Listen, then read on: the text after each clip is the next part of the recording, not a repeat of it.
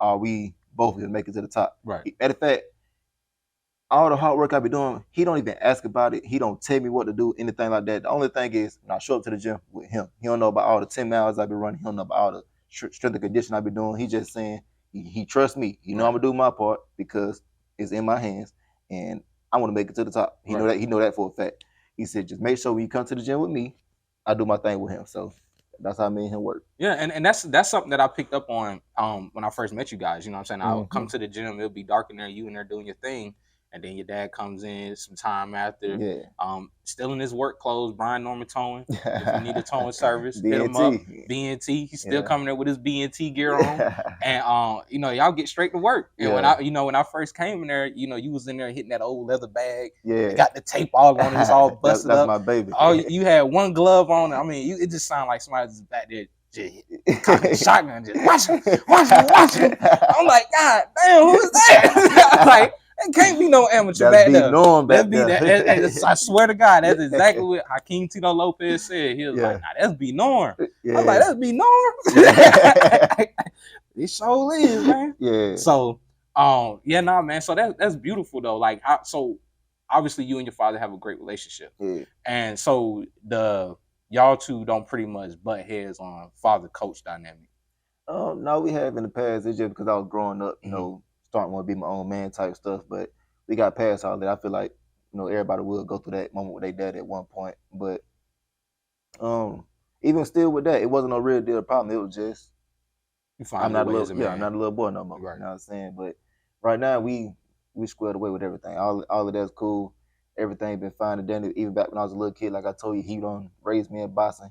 He was the one who put all of this in me. He was the reason why I studied boxing and stuff like that. The first person he told me to study was Miguel Cotto. And you see how technical he is. Right. And he was telling me why. He like, look at the way he jabbed. It was all the small. It was just a real quick combo that he had with me about Miguel Cotto.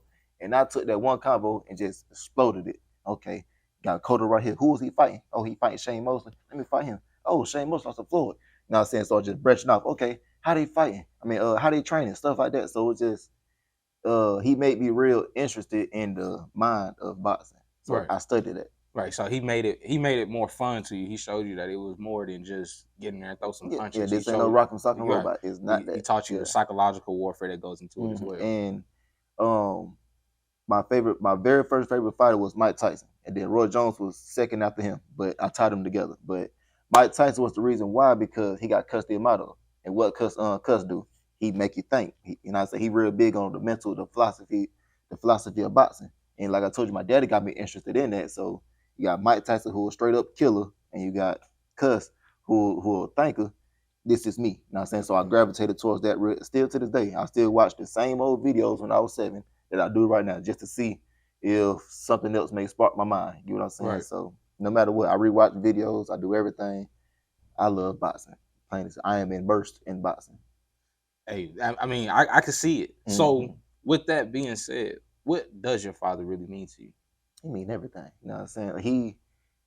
I am him. I'm gonna say that I am him. Look at the way I walk, the way I talk, everything, my mannerisms or whatever. What was going? I think we was going to the fight with Jill. We was going out to San Diego. San Diego. And we was just sitting on the train. We didn't say nothing. We just like this chilling. And he said something to me. I look over, and he said, "Dang, we sitting the exact same way." It's just, I am him, plain and simple. Big B, little B. Yeah. It's like he spit you out. You just light skin. Yeah, literally, I'm just light skinned. So, even built like he don't even work out no more. But you see, he's still holding strong. Oh, he don't work out no more. He don't do nothing. But you see, you wouldn't. Man, that's crazy. You wouldn't tell. When I was gonna say when I first seen him, I never forget. I was like, man, this dude is cock diesel. I was like, yo, that shoulder, man. It's like sometimes I'm like, what's up with you? Right. Like, boom, you got a little budge. I'm right there with you. Right. I'm solid, but I got a little budge on mine. He ain't moving. He's solid. So I want to get like that when I grow up. That's how I keep looking. It's like in the gym when I was like 4 or 5 years old. That's Superman. So you see what he looked like now. Right. Back then he was all swole, ripped up and stuff like that. Like an action figure. I want to be like him. That's Superman. I want to be like Superman.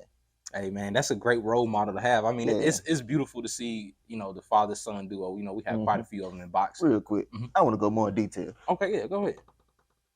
4 kids at 21, man. We don't realize that. Let's talk about that. Let's talk about 4 kids at 21.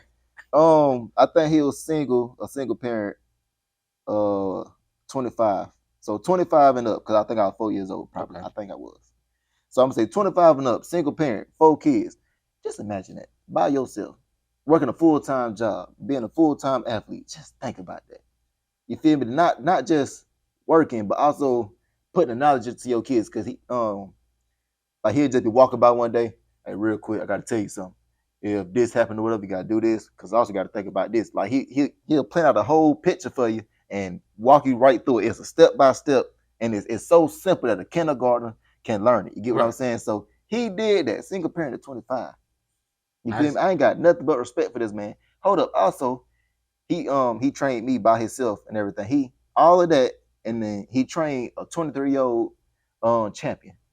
You feel me? That boy bad. That's all I got. Yeah, no, he's bad. That boy bad. I mean, a great man, Brian Norman Sr. Like people always trying to give me props on everything. Forget that. Look at him. Right. He the reason. Definitely. He is the reason for everything. And that's definitely why I want to make sure we highlight him in this interview, because you know, none of this would be possible without him. You know, so who do you think is more? I mean, who do you think is more excited right now? Where you at? You or him? You said more excited. More excited. Definitely him. Like for the most part, I'm really chilling. So, with studying all the little boxing stuff, I seen how happy people be when they finally win their belts or whatever. So I was waiting on this big moment after I win my fight. But after I won, it was just like a split second when I posed on him. That's when it was there. Then after that, it was like, okay, I need to go put some more work in, because my manager Jolene, she was talking about Pernell, rest in peace to him as well. His quote was, "It's easier to win the belt, it's harder to defend, because now everybody's strictly coming after you." Yeah. So that's my mindset. So after I won, I did my little celebration and everything. I was still in the ring. I was just like, I gotta hit the gym.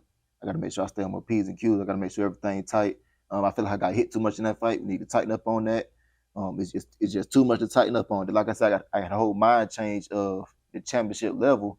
I'm definitely ready for. So now I got that in mind as well. My confidence through the roof. I'm like, okay, let's take this thing to the next level. Right. Got to.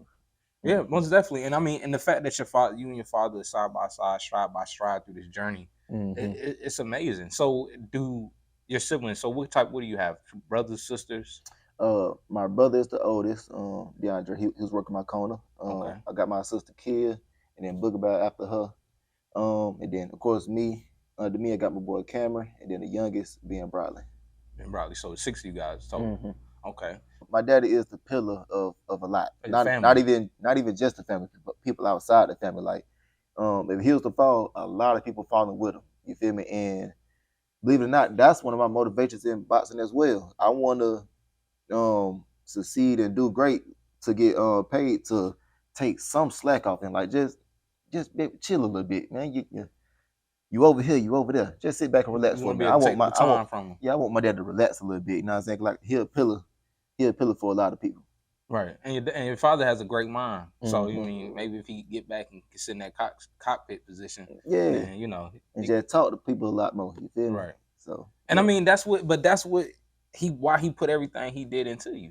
You know what I mean? Like that's what the family is about. That's what the father, son, mother, daughter, like that's what the dynamic of family is. Because I set the example of how to lead, and then at some point I'm gonna pass you the baton and it's your turn. Yeah. And then you pass it on and so on and so on. This video is brought to you by House of Cigars, located in McDonough, Georgia.